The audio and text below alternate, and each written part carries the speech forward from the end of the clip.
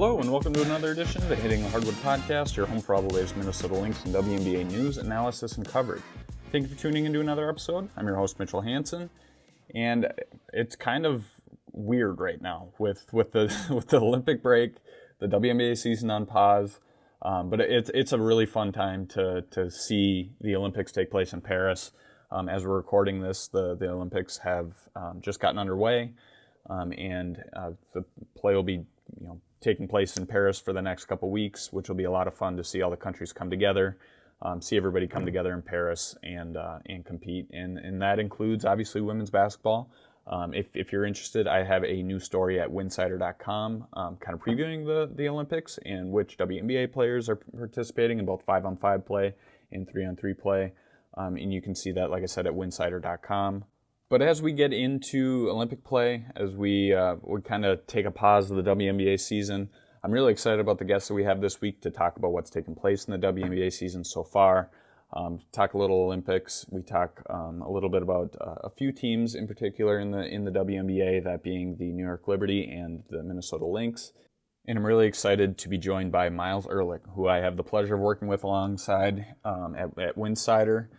Myles is awesome. I've been wanting to get Myles on the podcast since I started the podcast. It just hasn't worked out. Scheduling difficulties, especially during the WNBA season, it gets tough, especially as I'm kind of focusing on the Lynx. He's focusing on the Liberty, obviously those different schedules. But I've been kind of bugging Myles for a while, and we finally found a time to work it out. But Myles is awesome. He really dives into everything with the WNBA. He does a great job of breaking the game down. He talks about the Liberty and their hot stretch as they entered the break as a top team of the WNBA. And then we talk some Lynx. And then we wrap things up by talking a little Olympics. And so we kind of touch it all. But without further ado, let's jump right into the podcast with Myles. Myles, how you doing, man? I'm good. Great to talk to you, Mitchell. This is a lot of fun. It's first time. I've been meaning to have you on the podcast for a while, but schedules have just not allowed us to align things. But now here we are, and the Olympic break has allowed us to kind of catch up and finally have you on the pod for the first time. So I appreciate you joining. Yeah, I was gonna say has not been a break in years, and now we finally get like 3 weeks in the middle. Right. So I'm looking forward to hopefully catching up on some sleep, but catching up on that with this Olympic schedule has not been easy. Right. Yeah. The change in schedules that definitely throws things for a loop, especially after, obviously working around the clock with WNBA season. And it's a lot of people think it's just a break time, that a lot of people just kind of, stop doing what they quote unquote do already. But no, that's definitely not the case. But before we get started, I just wanted to open things up to you to allow people, they should already be following you and know about you, but just introduce yourself, where they can follow you, where they can find your work, and everything in between. Sure. So I am mostly on Twitter at Myles Ehrlich, MyleseHrlich, and I am in New York, so I cover the New York Liberty beat. So if you want to be spammed with live tweets of pressers, I'm your guy. And I apologize in advance for that. And I'm a senior writer at Winsidr, so that's where Mitchell and I know each other from primarily. And I'm also the co-host of Pull Up with Myles and Owen, which is a podcast with Owen Pence. Appreciate you. Who's another writer with us at Winsidr. So that's mostly where I'm at, and then doing random stuff here and there. Yeah. No, it's you said the spam stuff on Twitter. I personally love it, and maybe that's just me, but I think it's great. You do a great job covering not only the Liberty but the rest of the league as well. So thanks for all you do, and thanks for what you will continue to do. But it's been fun to work with you at Winsidr, especially. Yeah, no, absolutely. That was when I was first getting into the space. I had an issue with the fact that those pressers were not televised, and that the game would end, and then as soon as the final buzzer goes off, then you would have no information. So that's kind of why I started doing it. And hopefully one day, a couple of teams have started to air their pressers, but I know not everyone has access to them or the ability to then sit on Zoom in a, not on Zoom, on Twitter in like a live spaces or something like that, and watch those. But I'm hoping that one day we get like a post-game show so that I can rest my fingers up after the game. But until that time, that's kind of the idea behind it. Sooner or later, hopefully that'll be the next thing. We're trending that way. Yeah, absolutely. Absolutely. Kind of looking at, obviously we're sitting here at the Olympic break, but we're a little over halfway through the WNBA season, 25 games in. I guess, what are your thoughts so far on what we've seen, and I guess maybe some surprises or early season thoughts, and what that might transition to here in the second half?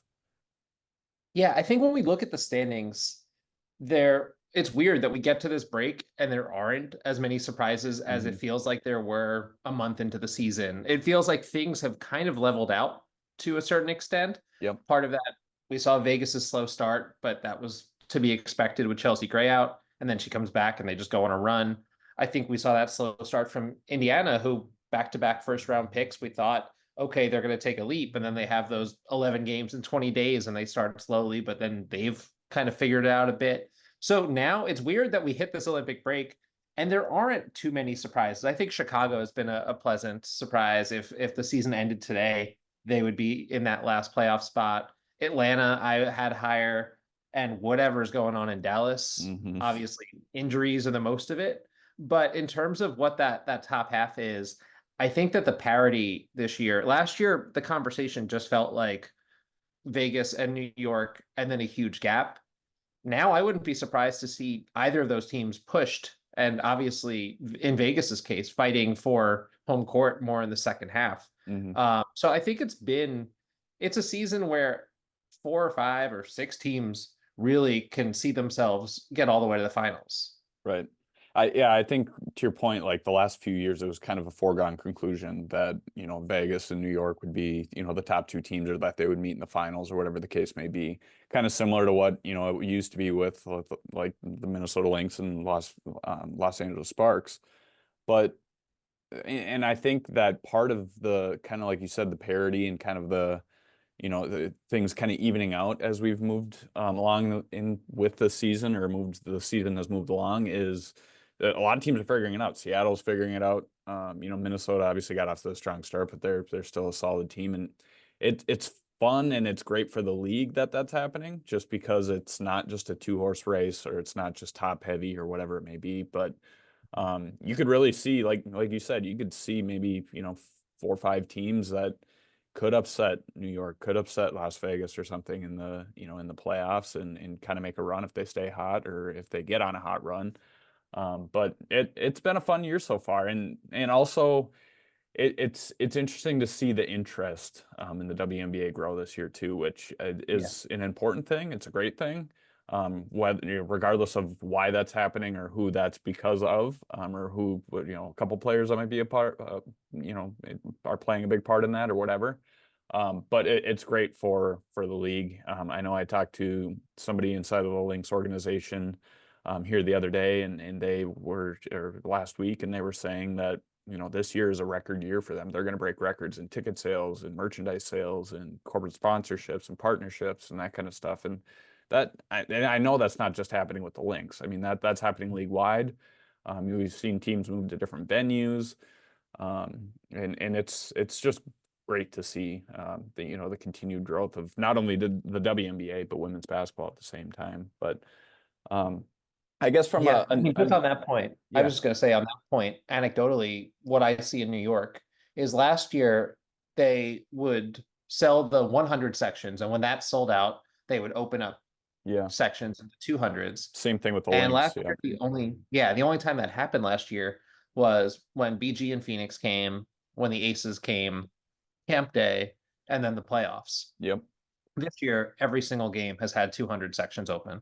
And twice, for both an Indiana game and a Chicago game, they've broken records at the Barclays Center. So it's every game is kind of the standard from what the postseason was. We've had more people at the Barclays Center for regular season games than we did for the W finals last year. So that's pretty incredible. And we can talk about the Caitlin and the Angel effect, but this is also something that has been trending. I think that they've just accelerated some of the growth. But even on nights that those 2 players are not coming to town, those numbers are up. And that's true league wide, which is incredible. And it's just trending that way. Right. Yeah, and I mean, people like to kind of, maybe I don't want to say hate on, Caitlin Clark or Angel Reese or kind of, whatever, saying that, people are just following the WNBA for them. Like, to me personally, I don't care who's getting people to watch the game. As long as you're watching, as long as you're tuning in for a certain reason and and that sticks with you and you're hooked, great. I mean, that's half the battle. I Yeah. know Cheryl Rivas talked about in years past that we don't care how you come to a game or why you come to a game. If you come to a game, you won't regret it and you'll be hooked. And that's, I think, what a lot of people are witnessing when they're just viewing in or tuning into games or viewing games, not necessarily going to games. And like I said, I don't care how they're doing it, but as long as they're doing it, that's all that the team should care about, the WNBA should care about. And it's fun to see the kind of the steady growth, and maybe this year a little bit more accelerated than normal. But no, it's awesome to see, and it's not only growing the league literally, but it's growing the league with its fan base too, which is awesome. Yeah, I would say that just again, anecdotally, just like based on my own real life experience, any friends of mine or family members that have gone to games love it, leave a Yep. fan. And it's the people in my life that are just listening to the narratives about, Mm-hmm. oh, here is how Caitlin's being mistreated, she's being fouled or whatever. And those are not people that have been to games. So like if you get swept up in the narratives, that's something completely different than the on-court product. And I think that's where some of that division has come from. But yeah, I know that I'm saying this from a point of privilege living in a market. We only have a dozen of those. So if you live close to a game, get to one, Mm-hmm. experience that. And especially as someone who grew up with so many men's sports, this is not the same toxic fandom that you're going to see. You're not going to see, drunk dudes falling over themselves and starting fights. It's really just a completely different environment. It's a It is. supportive environment. It's such a just a. I feel like that's something that you need to experience for yourselves to really fully understand the Mm-hmm. W and everything that goes into it. So it's just, yeah, I feel like get out to a game and you can fully immerse yourself in the experience if possible. Right. I think the great thing about the WNBA, and not to get on tangent with this, but the great thing about the WNBA, to your point, is the inclusion. Not only among the fan bases, among those communities, but with the teams as well. I mean, I'm sure you've noticed it too, just the access that we have, like the personalities you deal with, and just kind of how personal it is and personable they are. It's and not anything like I've ever covered.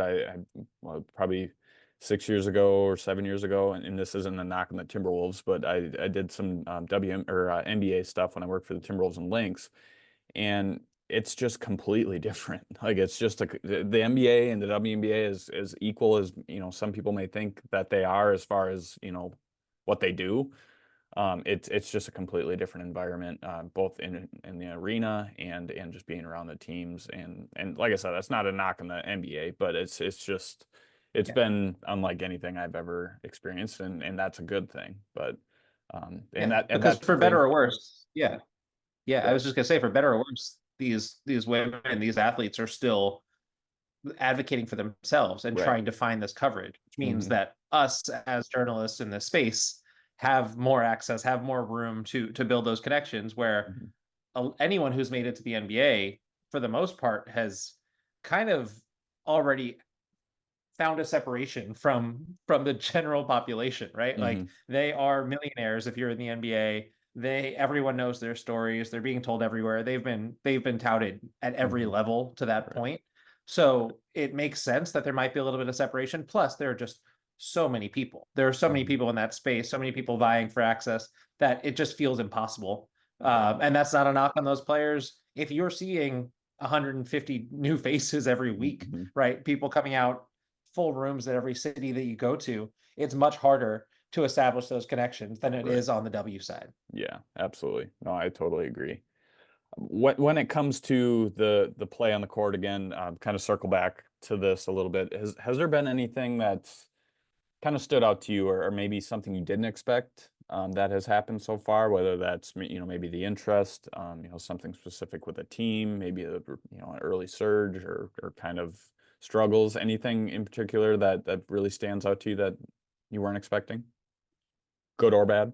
So I think good and then bad, right? Is and we're going to talk more about the Lynx. Yeah. But the Lynx' start to the season and just Cheryl Reeves' ability to have a roster kind of mold to whatever success looks like in this league. She has done it every different way. And there are teams that will try. We look at Dallas when they're healthy, and they try to just have a couple of bigs and really dominate the paint. And then there are teams like Minnesota that are out there saying, we basically have anyone that can play, 5 people that can play 1 through 4, but we're going to throw someone at the 5. Right. And just like the style of basketball has led to lots of success. And I think that that's because it's a modern interpretation, and there are other teams in the league that are doing that. But then unfortunately, what you see is that when you have an injury, especially to someone like Fee, who is an MVP candidate, how it can feel like a house of cards. And something that leads me to kind of what has been my disappointment this season is just the number of injuries that we've seen. Yeah. And it's largely due to the fact that I don't know that we should have played 40 games this season. I know it's in the CBA to play between, I think it's 32 and 44. And there's already rumors of going up to 44 next year, which I'm okay with because there is no international competition. There's no break. Hopefully there's more compensation that could come from that. But right. I understand that the league wants to be pushing forward. The league wants to say, we did 40 last year, so that now that is our baseline. We have to go 40 plus. I don't think that it was really fair to these players. Imagine if charters didn't become a thing. It would have been impossible. There's been a game, it feels like once every 2.5 days or something like that is probably what the breakdown is. And the scheduling itself has been really strange. There have been back-to-backs when it feels like when both teams are then off for 3 days afterwards. There's been a lot of movement. There have been weird home and homes just for the sake of having a home and home. So all of that, I think, has led to the players all talk about it, how if you want them to be their best, then it's not those 40 minutes on the court. They're giving their all there. It's the rest and recovery time. It's the facilities. And it's even these charters, I've heard not great things about them. There are like these 29 seaters that are constantly like just any time that you can find a shred of turbulence, they're gonna like be in that air pocket and just bounce around in there. It's not this restful experience. But on top of that, I do understand it's still better than the alternative, which was sleeping in airports overnight or having to get there hours and hours before. And especially with whatever's going on with flights right now in this country, it's definitely a better place than it was. But I don't think it's at a place that optimizes player health, player safety. And I think that what we're going to see from that is a lot of these, because a lot of these are just like soft tissue injuries. It's overuse injuries that we're seeing. And the good part is that now we do have 3 weeks off in the middle, and this is almost like a Broadway play where we've done 65% of the season already. So we're going to come back and it'll be it was front loaded for a lot of teams. So hopefully they'll be coming back refreshed, whoever's not spending their 3 weeks off in another country playing more basketball, and able to hit the ground running and then get us into that home stretch. And that's good. But yeah, I think that that's kind of been my disappointment, is just with the Olympics too, when you've got a player like Satu Sabali, who her primary goal was to be back for Team Germany. Right. And it feels right now like she might not be 100% yet, but I understand how essential and important this is to her. But it's just really difficult with these injuries and such a compressed season, because in a previous year, if you had an injury that was 1 to 2 weeks, you might miss 3 games. Now you might miss 7. So that's kind of where I'm at this midpoint. The tough thing is, I mean, injuries are always tough, obviously, but like injuries this season too, it's just so tough to see because, like you said, to your point, if you fall behind, I mean, you look at Dallas, like you fall behind or you have a couple key injuries, you go on a stretch where, let's say, maybe you're 2-8 over a 10-game stretch, 1-9, whatever, like they had, or Atlanta 1-9 going into the break over their last 10. Like, you fall behind real quick, and it's really hard to catch back up, especially when you get back out of the break and you have 15 games left before the end of the year. Like that's not a long stretch. And now, I don't know. And now you do have those 3 weeks to try and get everybody back healthy, like you said, if they're not playing overseas. But it's just so tough to see, them teams struggling, not only struggling, but struggling with injuries too. And that's the unfortunate part. In an ideal world, we would turn our video game sliders down to 0 for injuries, and we just wouldn't have any injuries, and then that'd be perfect. But in a perfect world, in reality, that doesn't happen. But kind of before we jump into the links, like you mentioned, I want to talk a little bit about the Liberty. Obviously, entering the break as a top team. Just kind of describe, a little bit of what has taken place so far and why this team has gotten off to such a strong start again. So it's multifaceted. I think part of it is from training camp, you can see that in year 2 of this, I don't want to say super team, right? But in this team that's had a starting 5 of a bunch of all-stars and MVPs, former MVPs, defending MVPs in Brianna Stewart and Jonquel Jones, it was expected that this team would look more comfortable. And from the preseason, they were saying, I remember Jonquel Jones was saying, what's different is the spacing. They had a better feel for where people were going to be.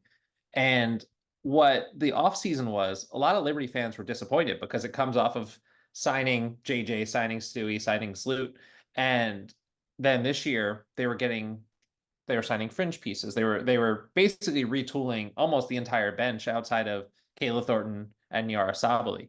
So fans were upset, but you don't have much cap to play with when you had that offseason that you did last year. But what GM Jonathan Kolb was very intentional about was bringing in switchable players, bringing in defensive players.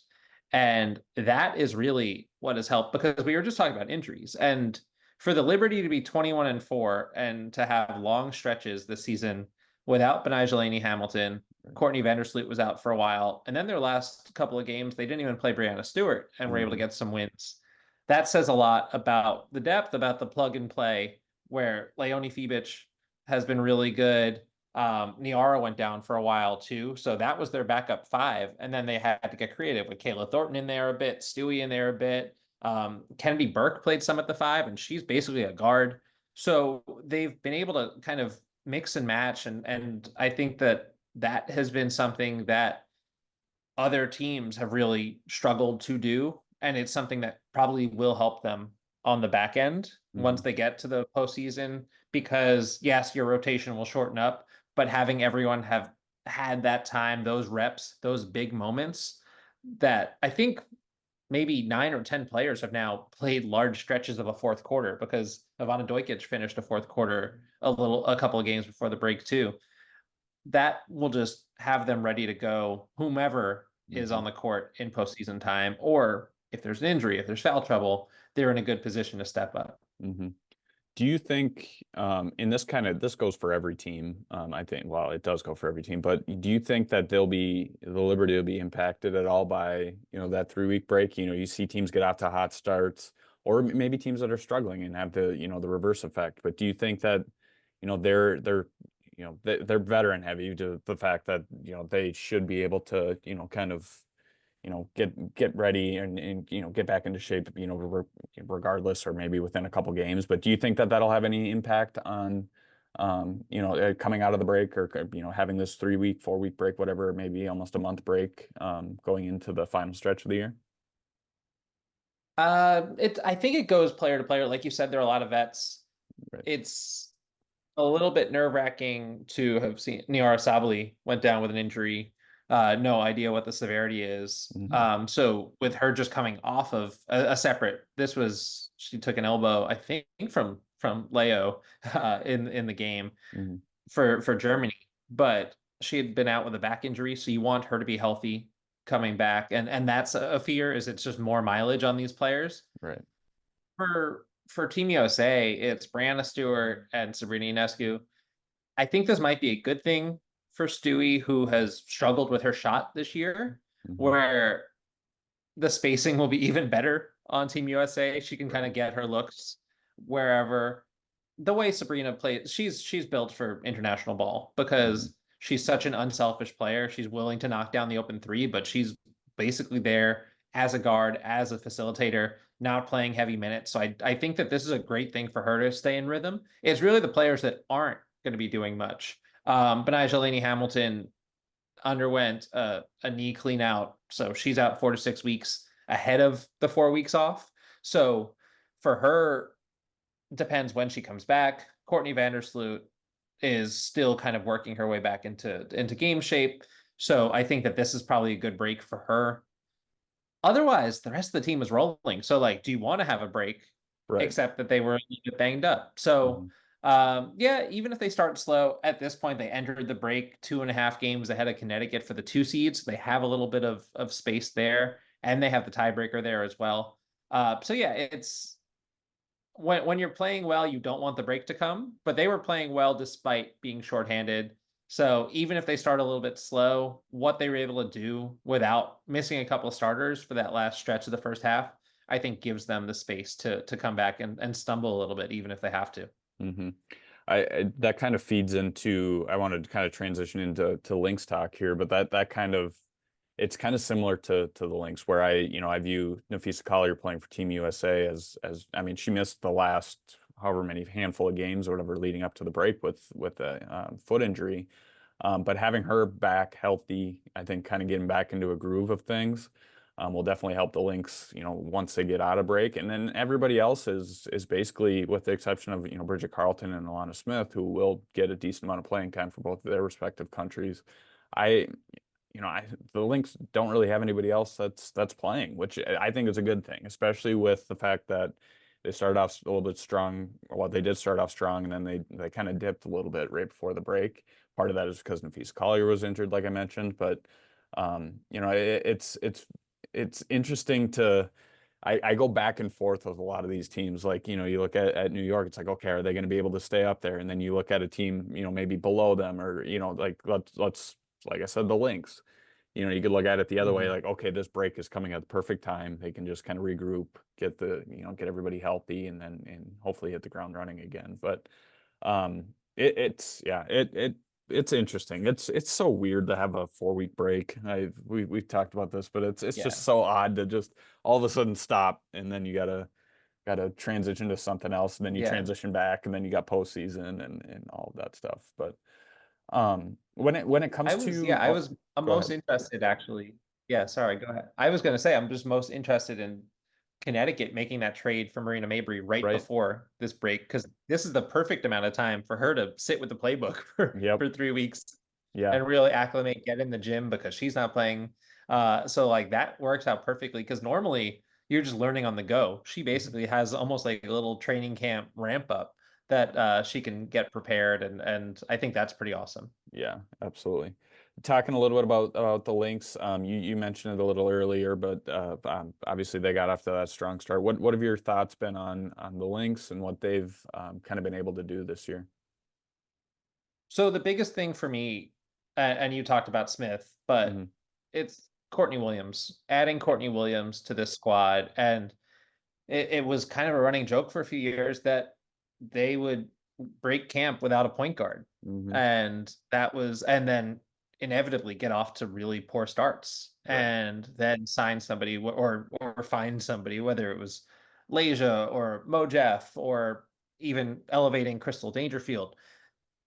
This time they broke camp with a guard and they start off red hot. And a lot of that is to the success that Williams found last year as a guard in Chicago, because she wasn't the one for most of her career. And for her to be able to to just tighten up her game, tighten up her reads, and really run an offense, because we still get some stretches where she's taking suboptimal shots. But more often than that, she can knock down whenever there's just a sliver of daylight, or she's really good at those pocket passes. And the Lynx are filled with cutters, whether it's Fee or Alana Smith, or Bridget Carlton can also get to the rim a bit and just move well without the ball. I feel like there's just a lot of activity, and what that's turned into is really, really good 3-point looks, because this is an unselfish team. This is a team that's playing for whoever's got the best look. And I think that's what speaks the most to Cheryl's coaching, is that there is this unselfishness where Sandy Brandella always says, good to great, good to great. Pass up something if someone else has a better opportunity. And when the Lynx are rolling, that's what they're doing. And that's what we saw for a lot of, until maybe the last 2-3 weeks, where you lose Fee, who is your fulcrum in that whole offense, who brings all that attention and gets teams into rotations. But they've got a lot of capable shooters everywhere, and I think that's what makes them such a dynamic offense. And with that athleticism, because they are somewhat undersized, it's the cutting, it's the knockdown shooting. They found all that success. Yeah, I think part of the the thing that maybe surprised me a little bit is just how fast of a start that they got off to. I kind of anticipated maybe them picking it up as maybe doing the exact opposite of what took place in the first half, start off a little slower and then pick up. But it's just a testament to not only the players, the talent that they did bring in, that being Courtney Williams, Natisha Heidemann, Alana Smith, and you can throw in the other, there's 3 or 4 other bench players that are here for their first time or returning or whatever it may be. But it's not only the talent but also the personalities, and like you said, that mindset of they just all want to play together. And there's no egos, it doesn't seem, on this team, which has been something we haven't really seen since the dynasty era, of just that cohesiveness and the willingness to all buy in. And I mean, I'm not comparing them by any means to the dynasty team, because they're not to that level, but it's something similar to just the cohesiveness of this team, and that goes a long way, and that goes a long way in the final stretch of the year too. But this team is deep, unlike I've seen in probably, I don't know, maybe since the dynasty era too. As far as they have 9-10 players that could come in and contribute. And we've seen that throughout the year. We've seen Nafisa Collier go down and Dorka Juhas step in, who started last year as a rookie. But I mean, you have Diamond Miller coming off the bench, who was starting last year as a rookie. Bridget Carlton's been playing out of her mind, stepping into a starting role.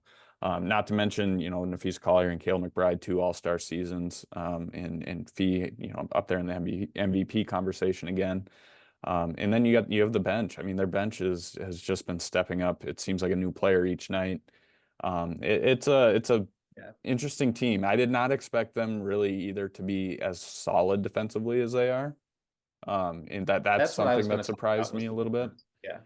It's kind of, I don't know. Last year, they weren't a great defensive team, and not a lot has changed, except for like I said, those new additions that they brought in. Alana Smith has been great defensively.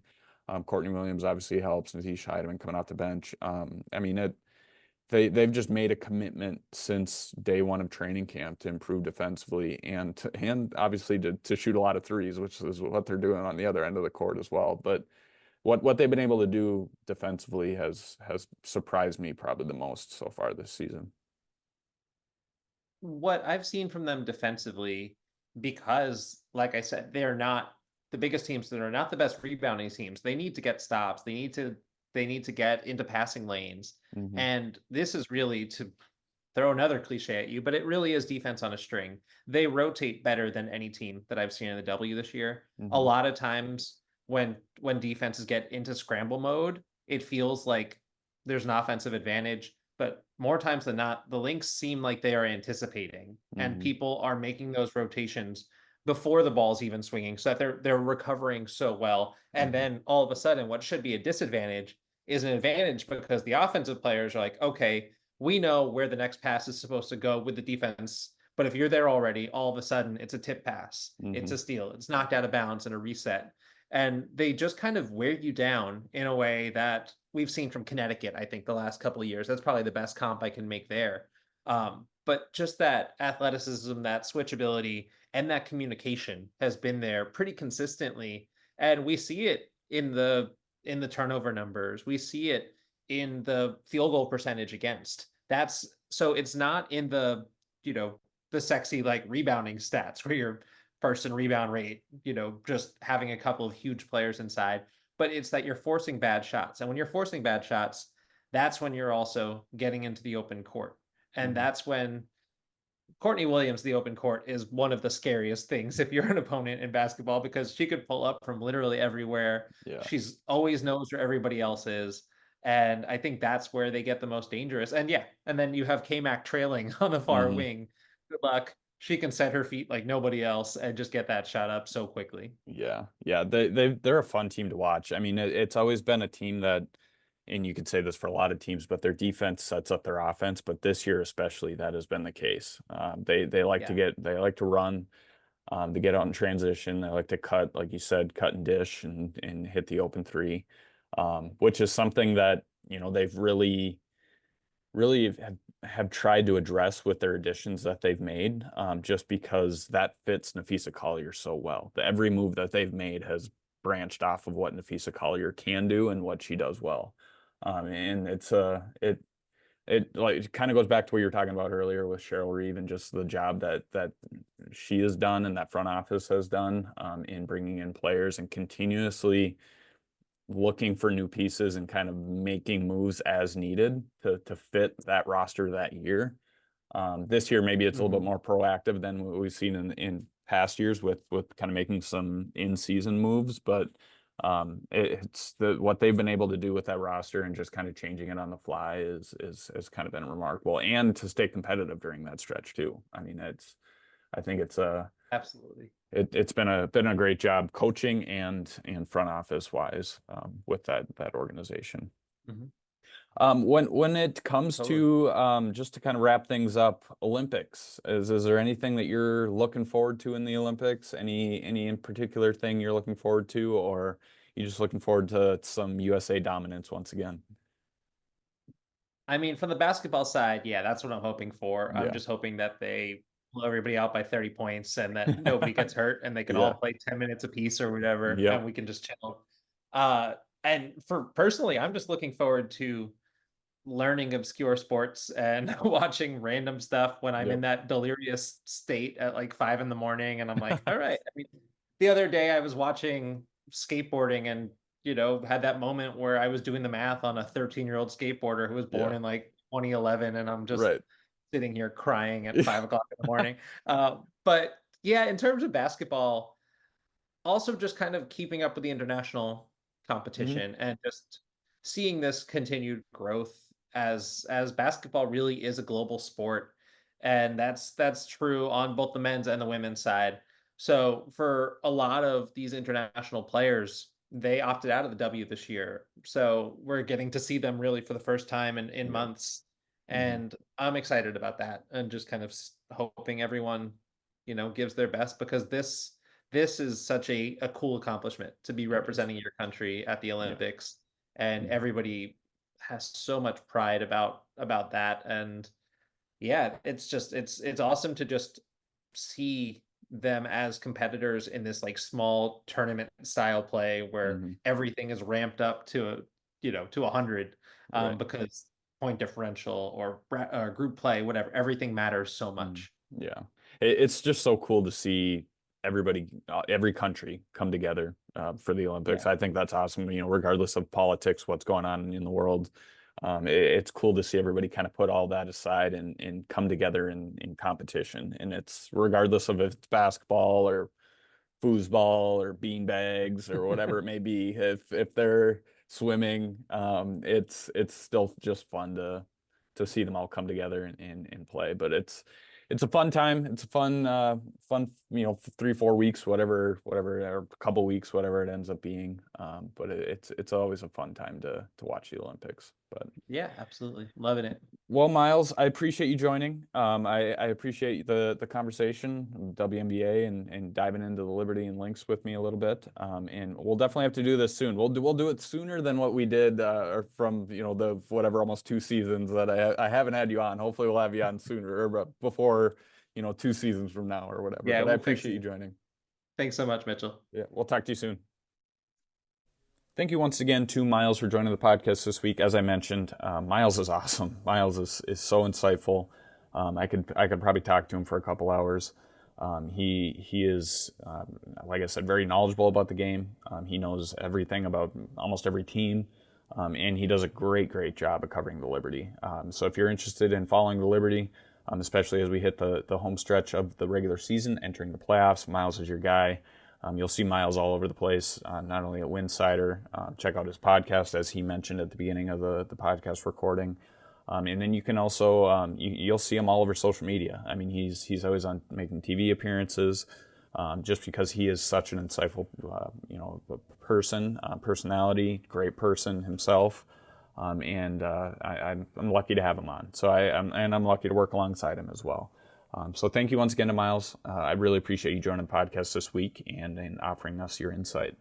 As I do every week, let's give a shout out to the one and only Jeremy Rushing for producing this podcast, doing a great job on the back end of producing this podcast and getting it out to you guys in a timely manner. So I appreciate you, Jeremy, and everything that you do for Hitting the Hardwood. I also want to give a shout out, and I won't go too in depth with our partners here this week. You can go check them out on our website, but I want to give a shout out to our partners, Better Edge and Homage. Better Edge, that's BETTOR edge.com. You can go check them out and use their amazing betting platform that I use daily. So please go check out Better Edge. And then Homage, HOMAGE.com. You can go check out them for a lot of vintage clothing, a lot of vintage gear, including WNBA gear, hoodies, t-shirts, whatever it may be, throwback stuff, anything. So go check them out. Like I said, you can find that on our social media channels. Click on our links in our bios on Twitter, on Instagram, on Facebook, wherever you are on social media, you can find Hitting the Hardwood, and then you can find out more information on our website about those two partners. So we appreciate them, and always looking for more partners here at Hitting the Hardwood. So if you or you know somebody who is interested, give us a shout out, or give us a shout, I should say. Contact us, email us, hittingthehardwood@gmail.com. Reach out on social media. Or you can find me, Mitchell Hansen, on just about any social media platform. You can reach out to me as well, and we can chat. So happy to chat about everything. Another thing is our Patreon page. And with that said, I want to give a shout out to our newest patron, Coco. Appreciate you joining, Coco. I know you have joined in the past, and I'm glad that you're returning to our Patreon community. And that the Patreon community, just to give you a little bit of a background, that's where you'll get a lot of exclusive content, a lot of exclusive news. You get podcasts before anybody else. You get news before anybody else. You get exclusive benefits that nobody else gets. I don't provide any of that on social media. I provide it to our patrons on our Patreon page. So I appreciate everybody that checks that out and supports Hitting the Hardwood, because that ensures the longevity of this podcast. And it ensures that I can continue to do this on a daily and weekly and monthly basis throughout the year. So check out our Patreon page, patreon.com/Hitting the Hardwood.